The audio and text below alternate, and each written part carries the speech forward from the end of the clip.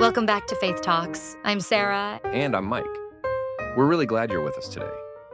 This episode is based on a sermon titled Fill My House, preached by Pastor Kai-Woon Choi. We want to say clearly from the beginning, this message and its insights belong to him. We're simply reflecting on and discussing what he shared. And it's a powerful, timely message, especially for churches thinking about vision, purpose, and faithfulness. The sermon centers on Jesus' parable in Luke 14, where a man prepares a great banquet and invites many guests. Everything is ready, the table is set. But when the invitation goes out, people start making excuses. What's striking is that the excuses aren't sinful things. They're taking care of property, work, family, good things. And Pastor Choi makes this important point. Often the greatest enemy of the best is not the bad, but the good.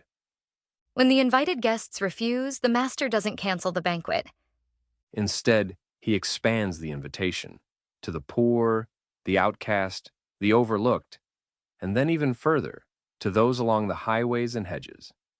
And the master's reason is simple and clear, so that my house may be filled. Pastor Choi frames this as God's heart. God is a host who loves a full table. Out of this parable, Pastor Choi shares a vision God placed on his heart. Fill God's house. Specifically, with people, prayer, and praise. And the promise that follows is beautiful. When we fill God's house with those things, God fills his house with his presence, glory, truth, and light. Let's start with people. Pastor Choi reminds us that rejection is part of the gospel story. Some will say no, but Jesus never tells us to stop inviting. In fact, Jesus uses a strong word, compel them to come in. And Pastor Choi is careful to explain, this isn't about pressure or force. It's about loving urgency. The gospel is too precious to keep to ourselves. He even shares a personal story of a man who kept sharing the gospel with his friend, even after being rejected, until that persistence finally led his friend to faith.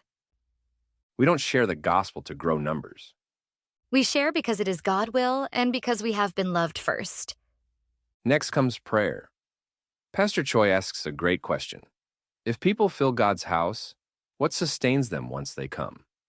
Prayer. He points to Jesus cleansing the temple, reminding everyone that God's house is meant to be a house of prayer, not noise, clutter, or transaction. That part really hit me. When he said we often bring our own tables into the sanctuary, our schedules, anxieties, and checklist faith. Prayer, he says, clears the clutter and makes room for God's presence.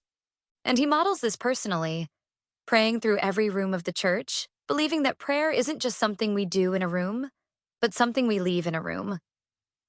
The third movement is praise, drawn from 2 Chronicles 5. When Solomon finished the temple, God's glory didn't fill it because the building was complete, but because the people praised God in unity. They declared together, "He is good, and his loving kindness is everlasting." And then the glory came. Pastor Choi reminds us that praise invites God's presence. But he also gives a sober warning.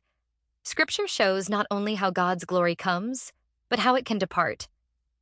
Ezekiel saw God's glory leave the temple because of people's idolatry. And Pastor Choi gently challenges us to examine our own hearts. Busyness, self-reliance, jealousy, anything that competes with God.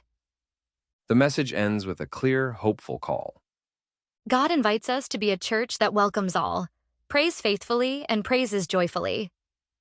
When we do our part, God does what only He can do. He fills his house, not just with people, but with his living presence. Once again, we give full credit to Pastor Kai-Woon Choi for this message, Fill My House. Thank you for joining us on Faith Talks. May this conversation inspire you to invite, to pray, and to praise. Until next time, let's keep filling His house.